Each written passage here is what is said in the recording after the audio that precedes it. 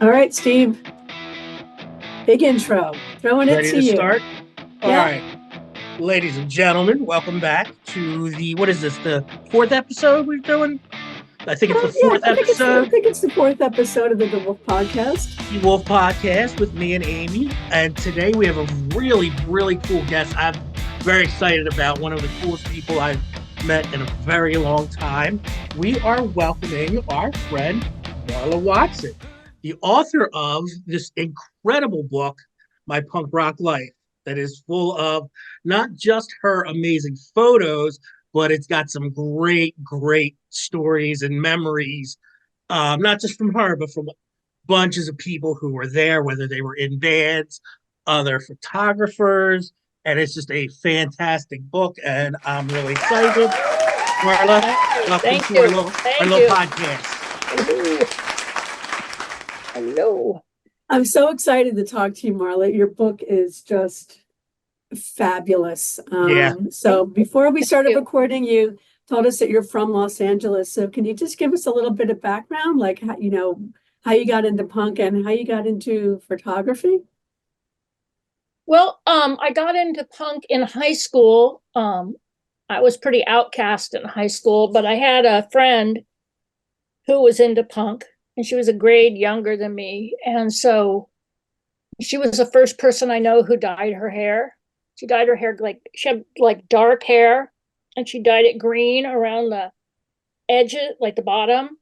And I thought she was so cool. Anyway, so started taking me to shows, and then so I started going to shows with her, and then as I went with other friends, and then as I got a little old, I was in college and I was a journalism major, and I wanted to write for Rolling Stone. That was my dream. And but I took a photojournalism class because on the paper I was a copy editor, and I knew the photographers, and I had a camera. And then I met a guy, as all stories begin, and we decided we were going to do a fanzine. So I already had a camera, and I had taken a photojournalism class, and I knew how to use the dark room, sort of, because we had the free dark room at school. So I was a photographer, and he and I did interviews, because I always wrote. I mean, we both wrote together, but I was always a writer first. And then, yeah, so then we started doing that and did one issue, broke up, and that was it. But I continued taking photos. So. Oh, we went and made press passes. There used to be a place called like Minuteman Press or Postal Instant Press back in the olden days. And so we both made press passes. There's just two of them. There's a picture of mine in the book. And then that got us into shows for free at most places. So it gave us cachet. So we could. it's funny that you mentioned, you wanted to be a writer for Rolling Stone. Like when I was a little kid, it was just in my head that's what I was going to be. And I would fly around with like Led Zeppelin and, all those 70s groups that I grew up with. Yeah. And then they made the Cameron Crowe's movie of Almost Famous, and I'm like, that's what I was supposed to be. Yeah, What the hell happened? exactly. Yeah. Exactly. And I had a teacher in college who wrote for, he was the rock reporter for the Orange County Register. Mm. And I loved that man. He was awesome. And he was a big inspiration for me. But he was, doing like the hard rock, Led Zeppelin, Pink Floyd, that stuff. That's what he did. But, to have someone like that as your teacher, it was amazing. I wanted to be just like that guy. Mm. One of the things I wanted to ask you too, I'm introduced to you through social media. That's how I learned about you, because I had never, if I had seen any of your photographs before, I never knew who the person behind them was. That's just, a lot of times all the stuff that we did, people never got the credit for, especially photographers. But having them grouped together in this one collection, this book, one of the things I wanted to ask you, you started kind of talking about was, I always wondered, did you have any kind of formal training? Because so many of your shots, you look like a professional who had been on the job for 10 years had taken those shots. Well, thank you. It's amazing what a Pentax K1000 can do. But um, No, I just did that photojournalism class and that was it. And then I just took photos. Of course, you don't see all the crappy ones that didn't come out. I won't post those. But although now with my new scanner and the high res, some of those crappy photos have actually become good photos. There you go. Anyway, but no, I just had that and it was just on the job training, and I mean, I was with like Allison Braun and Ed Culver. They had, I was right there with them. I could ask questions if I needed to ask questions. It wasn't like I was all alone. There were some fantastic photographers all around me all the time.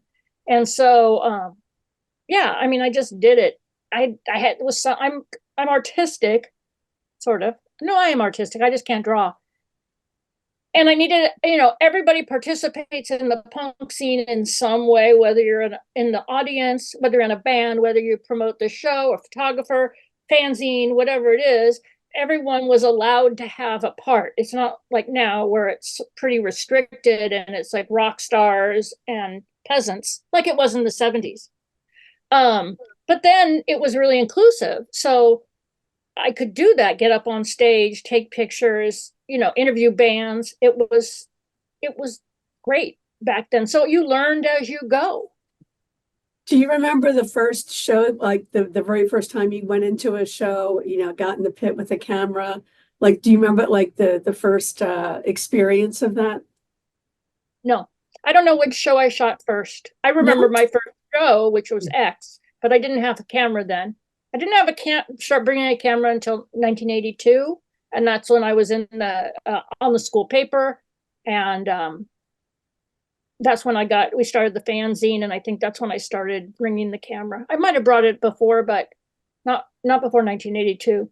But I had been to shows before that. Wow. One of the really cool things I liked about, just flipping through the photos in the book was, first of all, I love that you have an entire section just dedicated to the fans, and that's great. And some of the live shots, if you look in who's like in the front of the crowd, who's off to the side, you see many, many faces that would later on become so very well known. I think we mentioned earlier Naomi Peterson. You can see her taking shots as Naomi mentioned, or as Marla mentioned. There's an Edward Culver here. I saw one with Jordan Schwartz over here. Yeah, Glenn Friedman, Allison, Kevin Salt. And then you've got people standing on the side, like Mark Rude. He's in a couple of different, like my Battalion of Saints and my Misfits. Yeah, and Henry Rollins as a fan. He's a super enthusiastic fan. And yeah, so you see, different perspective, different people doing different things. Yeah, it's fun. It's fun to look back, and it's fun now for people to find themselves. I've made friends via the internet, so with people who were in my photos, and we met through that. I asked some of them to write stories for the book, because I really wanted stories that were. I didn't want to do interviews with band members. I wanted personal stories from people that were there. I didn't know if they were in a band or not, except Mike McGran. But I didn't necessarily know if they were in a band or not. I wanted their personal tale, what it was like to be at that show or a show, and what it felt like. I thought that was the most important aspect of the book, was to kind of, if you read the book and looked at the photos, maybe transport you back to that time and the feeling. Maybe if you weren't, I was born in the right place at the right time. So if you weren't fortunate enough to have that, you could experience it hopefully through the book. That's what my goal was with the book. Well, for me, that's what exactly happened. It was those personal stories that made it for me, because a straight photography book is great, and we love them, and we love talented photographers. But I think one of the things we all know, all three of us and anybody watching this who came up in this life, is it's like you said, it's about participation. So it's not just the taking of pictures. It's the I grew up in Philadelphia. I never saw Black Flag at the start. Tell me what it was like. You were there. Tell me. And that to me is what makes it such a great book. because it's a Oh, thank combination you. of the two. Thank you. And people gave me some good stories. Like, One of the things I wanted to ask you about the stories was you got a really crazy Misfit story about the venue and oh, being in that's my, South oh God, Central that was and nuts. coming out. Yeah. You should tell that. Oh, okay. Well, so there was this club called Bob's Place, or AKA Contempo Hall. And remember, this was October 2nd, 1982. And the club was in South Central Los Angeles, which was a rough neighborhood, to say the least. I think in the 80s we saw movies about that part of town. And anyway, so here come all these like suburban white kids to South Central Los Angeles and we had a couple punk shows before. I saw Jodie Foster's Army there with Battalion of Saints, and I saw Youth Brigade with I can't remember who, but anyway, so there I'd gone to a couple of other shows there, and then this particular night was the Misfits and Social D and the Necros, and I don't remember the Necros at all, but I might not have seen their set. So, but I did see Social D and I did see the Misfits, and that club is teeny tiny. You can't believe that the Misfits now played in a place so small, but they did. Anyway, and the stage was like 8 inches off the ground, Wow. maybe 15 feet wide. Like Robo's drums came to the very edge. So, like, when they're darting, Glenn Danzig's like trying to dart across the stage. He literally has to kind of take like a little step around the drums because he only had like that much space between the drums and the edge of the stage. Anyway, it was a tiny place. So it was upstairs on top of a liquor store in this neighborhood. And teeny tiny. And so Social D played, and I have taken so many pictures of Social D. I think I spent more time taking pictures at the pit, which if you look at my photos, you can't see it, but it's like maybe you see 5 people back, and then that's where the pit was. I mean, it was tiny. So this is a who's who of punk rock, of course, because it's the Misfits, and and so anyway, they play. They're great as usual. They're the Misfits, and we're ready to go. It's the end of the show. Time to go. And I parked out on the same street as the club, but down 1 block, and it's a residential neighborhood. And we go to leave, and they're like, we get down to the front, and there's a gang that kind of controls that area, and they're over right by my car. And so we couldn't leave, couldn't get over there. So like, oh man, what are we gonna do? So I think, okay, well, let's try. It was me and 3 friends, and I said, well, let's try to go out the fire escape exit in the back.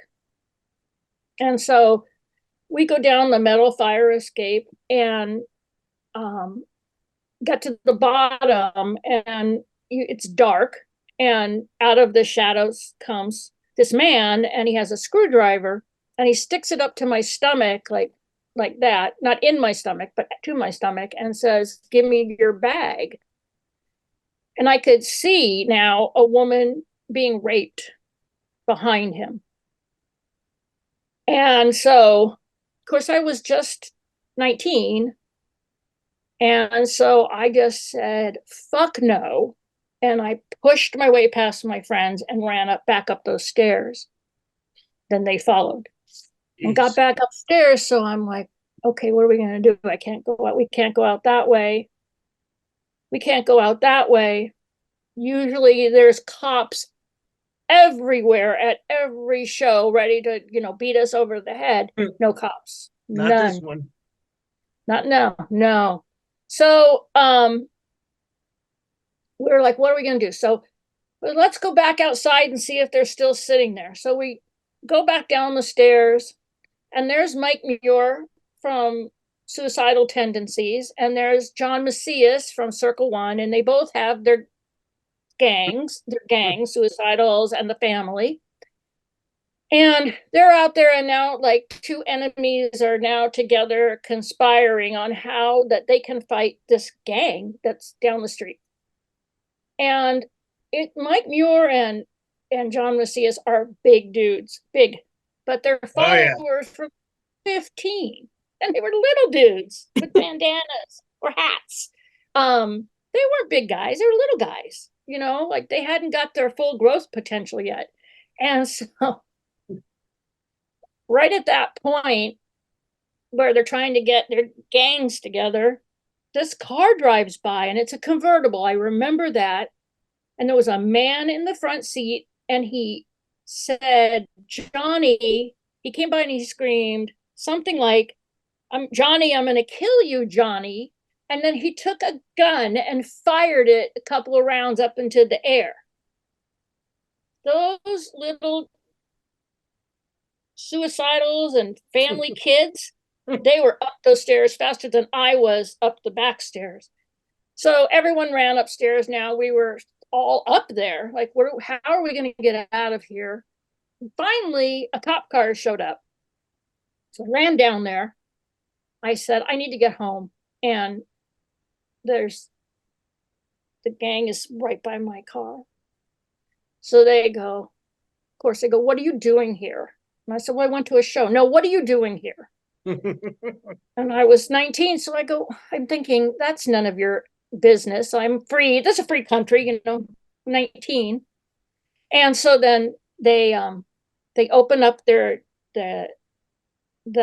passenger side, no, the driver's side door, and he goes, stand here. And so we stand with the door is open. He goes, follow me. So he backs up, and we walk with him back to our car, and he goes, okay, and shuts the door, and we run to the car. As soon as we get to the car, the cop drives. Oh, he says, get off her car. And they all back off.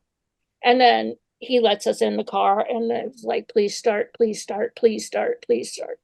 And started, and we left. And it was terrifying. Wow. Terrifying. And so it was not something I had ever experienced before. And yeah, it was terrifying. But I ended up not going there, and then I went there one more time. I don't know what was in my brain, but I guess I was a teenager, so you think you're Danger comes naturally. But yeah, I mean, so anyway, that was the Misfits story. I have no idea the experience of the Misfits or Social D or anyone. I mean, a couple of people have told me that like they didn't see the things I saw, but they saw other things. So anyway, it's like I cannot tell you about many other shows, but I can tell you like about that show, like because of that incident. Some of them just get burned into your memory. That one was burned into my head. Yeah. And it was very scary for me. And I don't know what other experiences were. It's kind of the thing that, went with being punk rock and going to these shows. There was always, they always talk about the element of danger. Usually they mean inside the club, and they mean the people involved with punk rock. That was part of it, sure. But most of our danger actually came from outside our little world, whether we had to traverse these neighborhoods that could get a little dangerous, or, your everyday person driving down the street yelling vile things at you and, getting beaten up in high school, all that crap. So I don't like to be that kind of dude where like, you kids don't know what it was like, but it's like, it's kind of an idea. Like you have to know that this is how it was in the very early days. Yes, this was how it was. And as a matter of fact, back in the, that time period, because we love, we were all loved Disneyland. Didn't matter, punk rock or not. Go to Disneyland, and they wouldn't let your friends with mohawks or colored hair into Disneyland at all, because they didn't want you to get mistaken for the characters. That's what they said.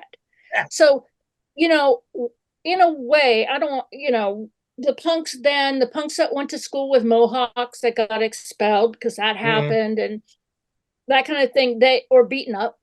They paved the way for people like for your 8-year-old to dye their hair pink now and go to elementary school and no one even bats an eye or, Yeah.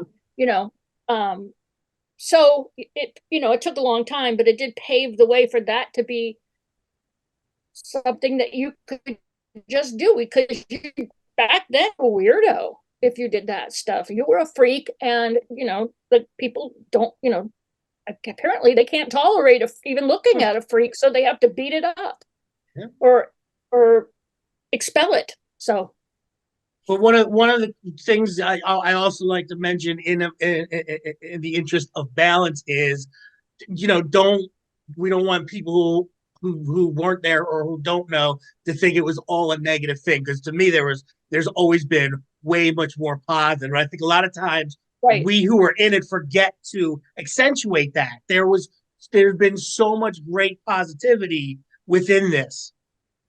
I 100% agree with you. And it was the external forces were Yeah, a lot of the times the negativity. Within the punk scene itself, yeah, it was great, because here's all these kids from school that didn't fit in one way or another. They weren't popular, or they were too smart, or they were ostracized. They were theater kids or band kids, and they were ostracized in some way from the other kids in school. And so at night they could all come together yep, and be kind of what society thought were weirdos together. And they weren't really weirdos. They were just no, different than, maybe than the other kids, or misunderstood. But within our own little subculture, it was really fun, and it was really positive. And the whole idea of that scene, the DIY part of that scene, yeah, was so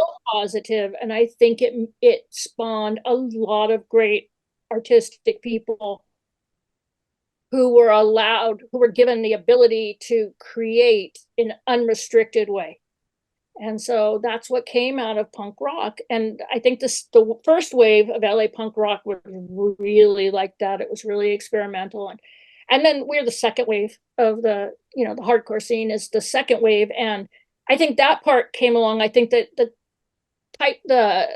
it's a little different.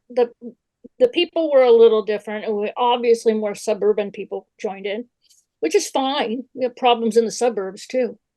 Um, and yeah, but I loved being part of the punk scene. I thought it was great until it became super dangerous for me to have a camera on the stage. And then it was time to exit and find other likes.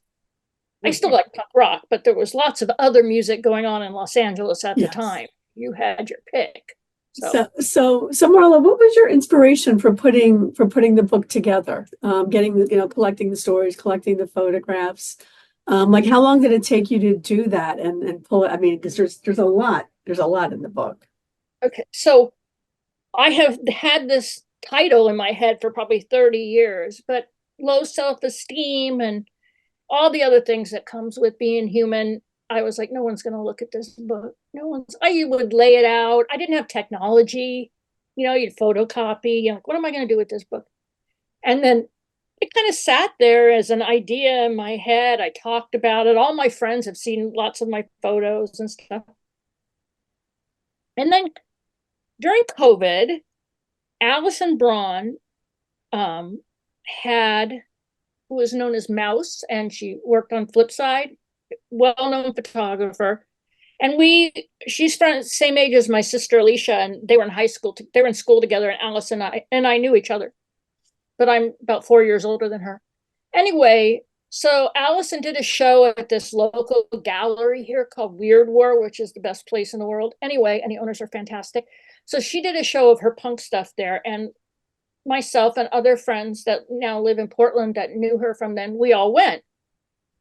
And I was talking to her and talking about doing a book, and she was so inspirational to me about putting my book out and just doing it, and don't worry about what anybody thinks, and just put your book out. And so I took those words to heart, and I went home, and I was working very hard during COVID. I had a job and I worked from home, which I hated. But I did manage the time to like on weekends to work on the book. There was nothing else to do on weekends. There's no shows and nothing going on. So then I just worked on it on the weekends and kept going and going until I got it done, and I self-published it. My friend Steven edited it for me. And I had to redo it so many times. And Oh, and then I didn't know anything about the formatting. Now if I do it again, I got it down, but I didn't know anything about how to format a book. To be honest, I didn't know what 300 DPI meant. I didn't know what a bleed was. I didn't know what any of this stuff was. And yeah, but then I kind of learned by doing, because I had to do it over and over and over and to convert everything to 300 DPI, like all this stuff. I had no idea what I was doing, but I did it. And then when I was done with it, I published it myself. And yeah, and then I wanted to do, I did a 207, I had 275 books. I probably gave away 40 books. And the rest I sold.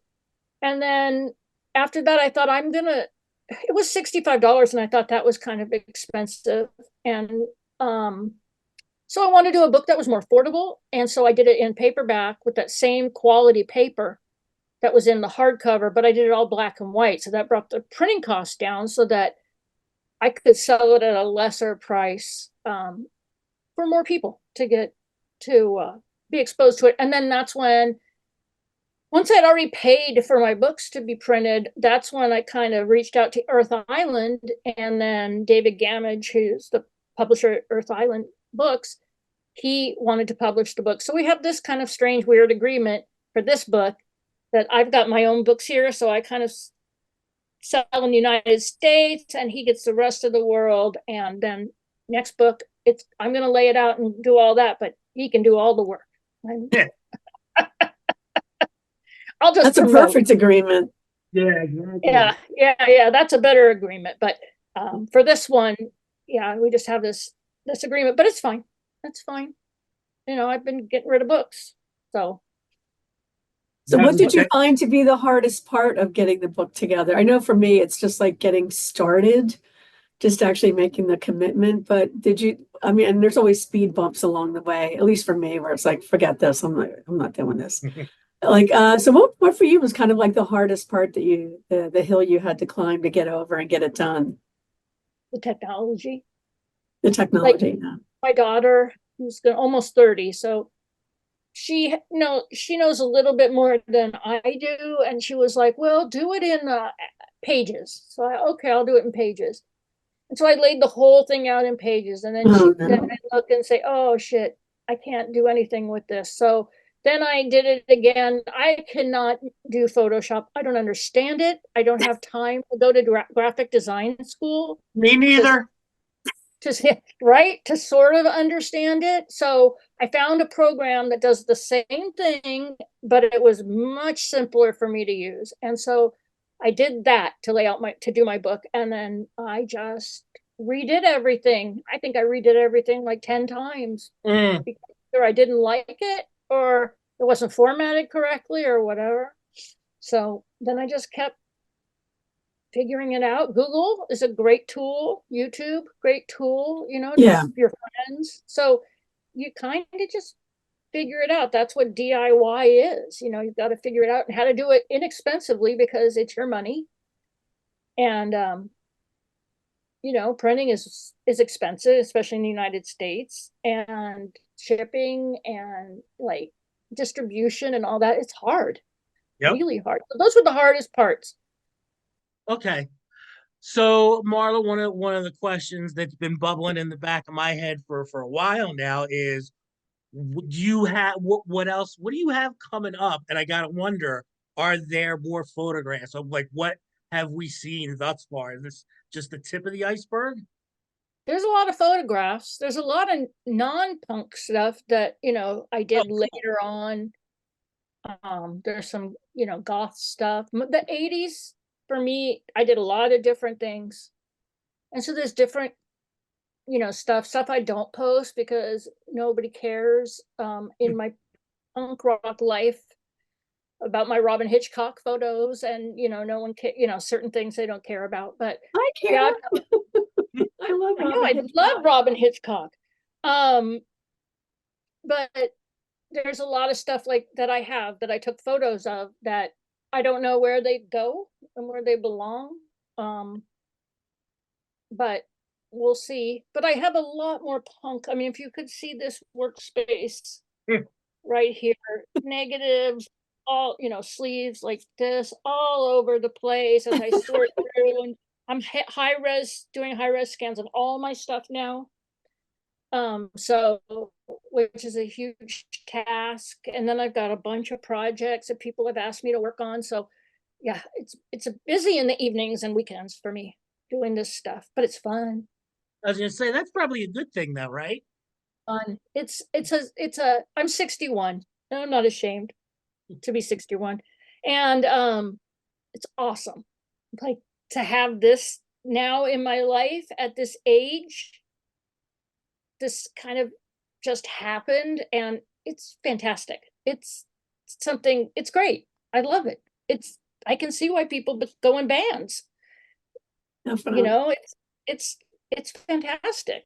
And it's kind of addicting and I really don't want it to end. And so, yes, the second book will come. So meanwhile, you have that's a really cool way to look at it though. That's an amazing outlook.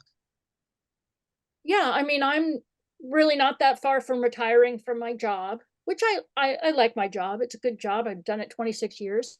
And but I'm a few years away from retiring and I want to have, and this is fun to do in the, I get a lot of paid time off. And so I can do this and that. So why not? It's fun. It's really fun. It's fun to be asked to go to the punk museum.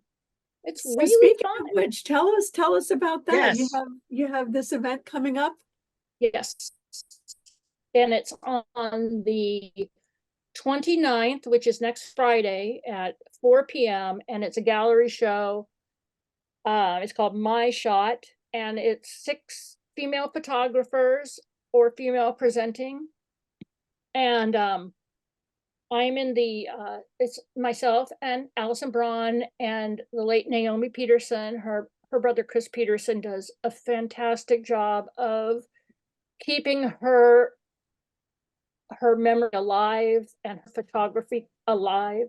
And so it's us as the olds and I'll say the more experienced. And then the 3 younger gals, women, sorry, with their photography. And anyway, and then we're going to get interviewed by this organization called Raw Femme out of Las Vegas. So that'll be fun. I'm looking forward to it. And shout out to Lisa Johnson at the Punk Rock Museum because she's awesome. Yes. She does the photography there. And she set this whole thing up. And up until I signed the contract, I didn't know what photo she picked. I just sent her high-res scans of a bunch of stuff. So it was kind of fun to see what she picked. Might not have been what I would have picked, but it was interesting to see what she picked. A lot of crowd stuff. She I have a lot of crowd photos, and so that's what she picked for mine, and a couple of band photos, but really a lot of crowd stuff. So it's going to be fun. It's going to be Very interesting. cool. I want to see what she picked for Allison and Yeah. Naomi, so the other women. So Yeah, and between you, Allison, and Naomi, man, that's 3 Yeah. powerhouses of photography right there. I mean, we're pretty familiar with a lot of Naomi's work. We've met Chris a couple times. He's a wonderful person, and you're right, he does a great job curating her memory and her photographs and everything. And then Allison's stuff, which I've only seen online, but it's amazing. Her stuff's amazing too, and it's just that sounds like it's going to be an amazing show. it's going to be fun. I think it's going to Yeah. be fun. And it's their 1-year anniversary. So that Yes. whole weekend is that they've got that on Friday. And I don't, the Vandals play on Sunday. Nice. And earlier that day, I'm going to do another podcast for the Punk Rock Chronicles, which are like you guys, but in Orange County, like the passion and everything for the punk scene. Oh, I They're love great. those guys. Yeah, they're great awesome. people. And so I'm doing a podcast with them. Me and Jennifer Finch are actually from L7, and Oh, she was a cool. photographer as well. Yeah. So we're doing a podcast together, or the podcast together from the Punk Museum, and then a bunch of bands will be playing outside, and the Vandals play in the evening, and then the next day they give the city of Vegas is giving the Punk Rock Museum, like honoring the Punk Rock Museum for being part of Vegas, and so yeah, Cool. it's gonna be a fun weekend. And Yeah. And it's funny, there's a tour guide there. His name is Ruckus, awesome guy. But he's kind of like yeah, an oldster. He's like around our age. And so he's given us the tour of the museum, and we get up to the second floor where they have the warped tour stuff. And he's like, yeah, I don't give a shit about this stuff. It's like, I can't tell you anything about these bands. I don't give a shit. But you know what? It's kind of a gateway. If kids come and they like these bands, and then they can find out about the older stuff. But I don't care. And I'm like, you know what? That is a refreshing breath of fresh air. Just be honest. You don't care. It's Amen. yeah, I mean, I feel the same way about that stuff. But then my daughter went to the Warp Tour, so when we Yeah. go, stuff from when she used to go. Yeah. So there's stuff for all the generations, and I like that they go to current. And I saw this band called the Dollheads when I was there. They played in the Pennywise Garage the second time I was there. wow. I never heard of them before. They're a Vegas band, three girls, sisters, I think. Kicked ass. Those girls, and they're young. And I was like, this is amazing to me. They were such good musicians, and they were young, and they got the punk spirit. And it's just keeping the scene alive. I do think some of those like rock and roll camp for girls and all the rock Absolutely. academies and stuff that children are going to now is really made them better musicians than the musicians were in our day. That's for sure. But Yeah. there's some just killer new bands that, And the bottom line is there's always going to be pissed off kids that are going to be pissed off at something, that are going to want to make loud music, whether it's rock music, whether it's hip hop, whether they invent something completely new. Stuff, some kind of counterculture is always going to exist as long as shit on this earth sucks. There will always be kids that are pissed off and who can't fight, so they find ways to express it through music and art. Always. That'll never go away. This world right now is rife with exactly things to be pissed off about. I think they have more things to be pissed off about now than we ever then. did. We had Ronald Reagan. Yep. And even they have so many things.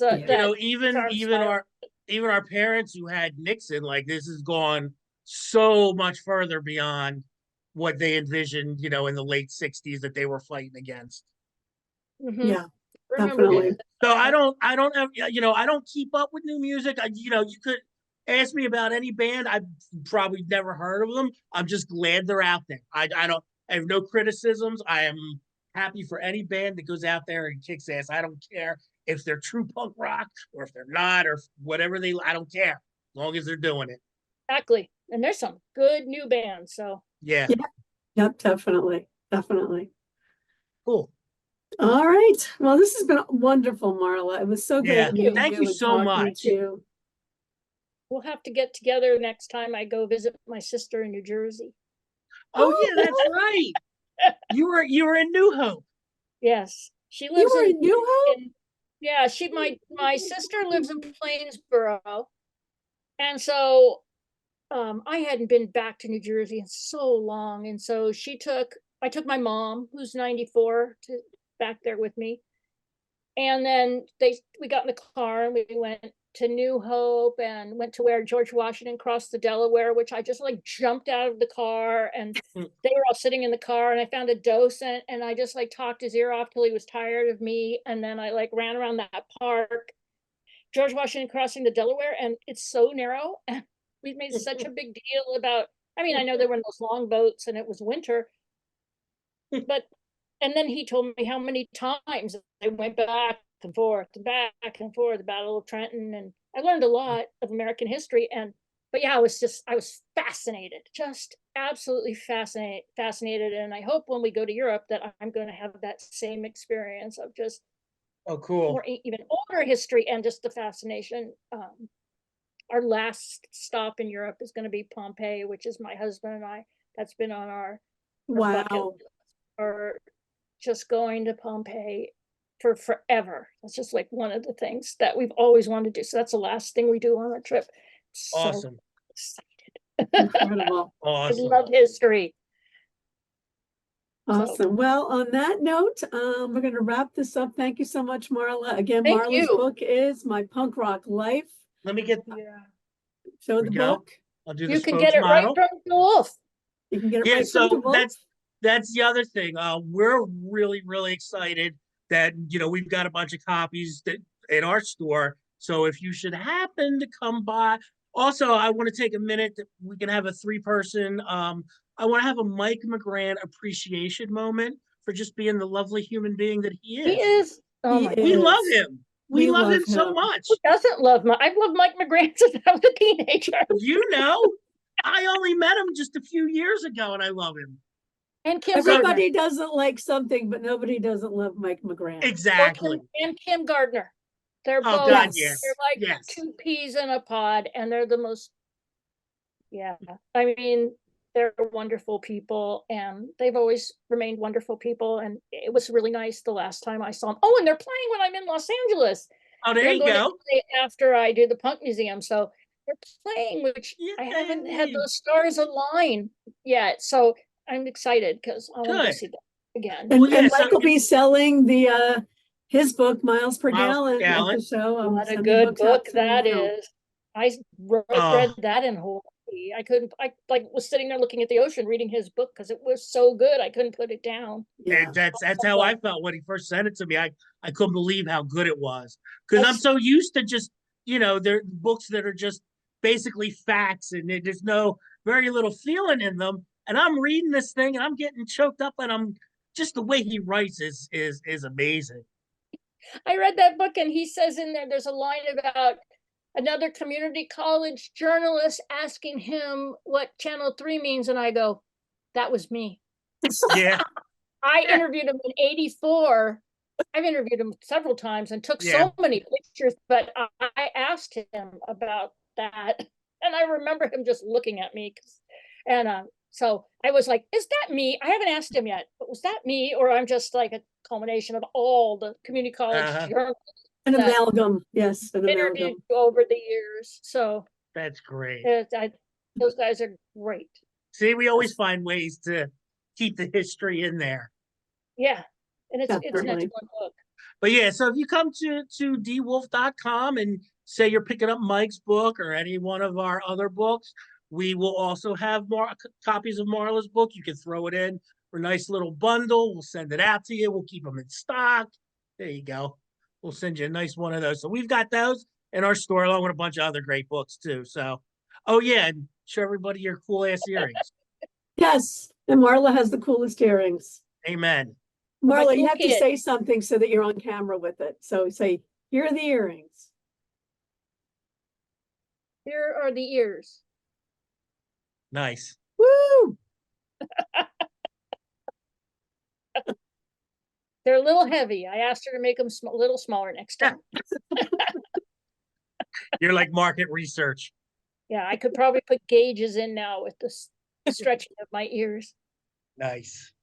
All right. Well, on that cheery note, thank you so much. Thank you so much, Marla. Thank you guys so much. It was nice to see you speaking. Definitely. It was nice to talk verbally as opposed to just typing all the time. Exactly. Let's do it again. Awesome.